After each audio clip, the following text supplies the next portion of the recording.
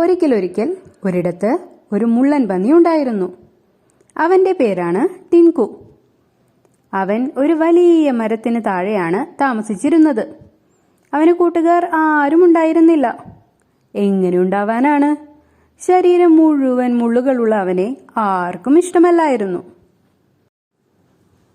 അവൻ അടുത്തു വരുമ്പോൾ തന്നെ എല്ലാ മൃഗങ്ങളും പേടിച്ച് ദൂരേക്ക് ഓടിപ്പോവുകയാണ് പതിവ്.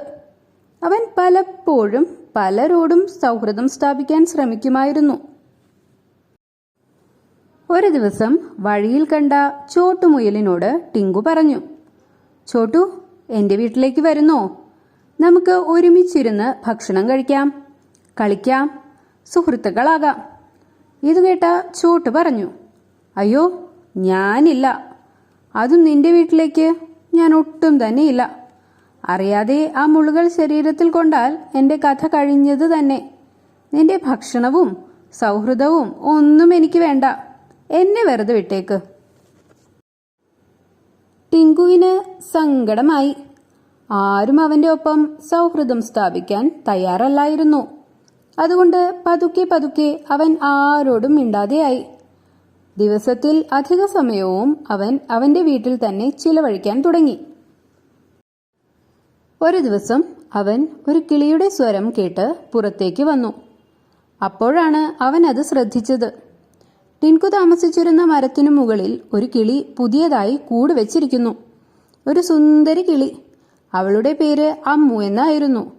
ടിങ്കു ഒന്നും പറയാതെ തിരികെ വീടിനുള്ളിലേക്ക് തിരിച്ചുപോയി. വൈകുന്നേരമായപ്പോൾ വീടിന്റെ കതകിൽ ആരോ മുട്ടുന്ന ശബ്ദം ടിൻകു കേട്ടു.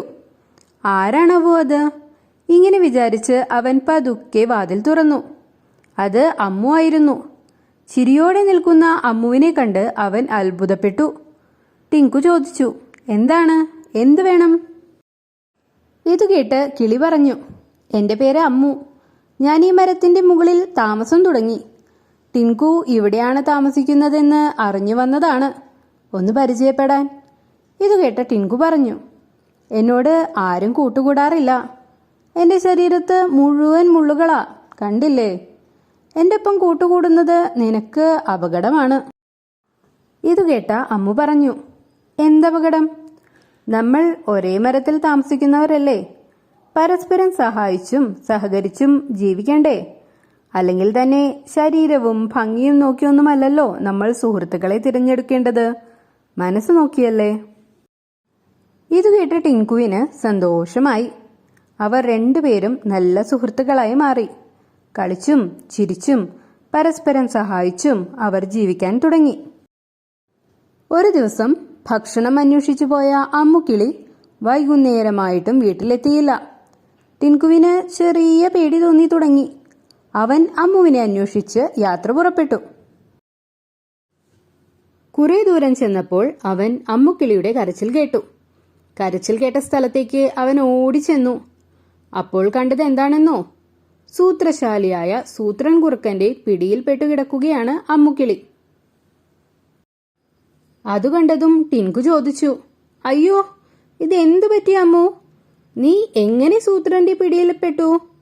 ഇത് കേട്ട് അമ്മു പറഞ്ഞു, ഇവിടെ കുറച്ച് പഴങ്ങൾ കണ്ടു. അത് കഴിക്കാനായി പറന്നിറങ്ങിയതാണ്. പക്ഷേ എന്നെ പിടിക്കാൻ വേണ്ടി ഈ സൂത്രൻ ഒപ്പിച്ച പണിയായിരുന്നു അത്. ഇതെല്ലാം കേട്ട് സൂത്രൻ പറഞ്ഞു, പിന്നെ അല്ലാതെ, ഞാൻ ഇപ്പോൾ തന്നെ നിന്നെ കഴിക്കാൻ പോവുകയാ. വിശന്നിട്ട് പാടില്ല. ഇത് കേട്ടതും ടിങ്കു പറഞ്ഞു, സൂത്ര, അമ്മു എന്റെ സുഹൃത്താണ്. അവളെ വെറുതെ വിട്. ഇല്ലെങ്കിൽ ഞാൻ എന്റെ മുള്ളുകൾ ഉപയോഗിച്ച് നിന്നെ ശരിയാക്കും. നിനക്കറിയാമല്ലോ എന്റെ മുള്ളുകളുടെ മൂർച്ച. എന്താ, നീ അവളെ വെറുതെ വിടുന്നോ അതോ ഞാൻ എന്റെ മുള്ളുകളുടെ ശക്തി കാണിച്ചു തരണോ നിനക്ക്? ഇത് കേട്ടതും സൂത്രൻ പേടിച്ചു പോയി. അയ്യോ, എന്നെ ഒന്നും ചെയ്യല്ലേ, എന്റെ അടുത്തു വരല്ലേ. നിന്റെ മുള്ളു കണ്ടാൽ തന്നെ പേടിയാവും. അപ്പോൾ അത് വെച്ചൊരു കുത്തു കിട്ടിയാലോ? അയ്യോ, ആലോചിക്കാൻ പോലും വയ്യ. ഞാൻ അമ്മുവിനെ വെറുതെ വിടാം. എനിക്കെന്റെ ജീവൻ മതിയേ. ഇത്രയും പറഞ്ഞ് സൂത്രൻ അമ്മുവിനെ ഉപേക്ഷിച്ച് അവിടുന്ന് ഓടി രക്ഷപ്പെട്ടു. അമ്മുവിനും ടിൻകുവിനും ആശ്വാസമായി. കാട്ടിലെ മറ്റു മൃഗങ്ങളും കാര്യങ്ങളെല്ലാം അറിഞ്ഞു. എല്ലാവരും ടിൻകുവിനെ പ്രശംസിച്ചു. അവനവന്റെ സുഹൃത്തിനെ രക്ഷിക്കാൻ വേണ്ടി ഒരു കുറുക്കന്റെ അടുത്ത് വഴക്കിടാൻ പോലും തയ്യാറായി. അപ്പോൾ കൂട്ടുകാരെ, അമ്മുക്കിളി പറഞ്ഞത് ശരിയല്ലേ? ഒരിക്കലും ഒരാളുടെ ഭംഗി നോക്കിയല്ല അയാളെ സുഹൃത്തായി തിരഞ്ഞെടുക്കേണ്ടത്, അയാളുടെ പ്രവൃത്തി നോക്കിയിട്ടാണ്. ഒരു നല്ല സുഹൃത്തുണ്ടെങ്കിൽ നമ്മുടെ ജീവിതം എപ്പോഴും മനോഹരമായിരിക്കും. അപ്പോൾ കഥ ഇഷ്ടപ്പെട്ടാൽ ലൈക്ക് ചെയ്യാനും സബ്സ്ക്രൈബ് ചെയ്യാനും മറക്കല്ലേ.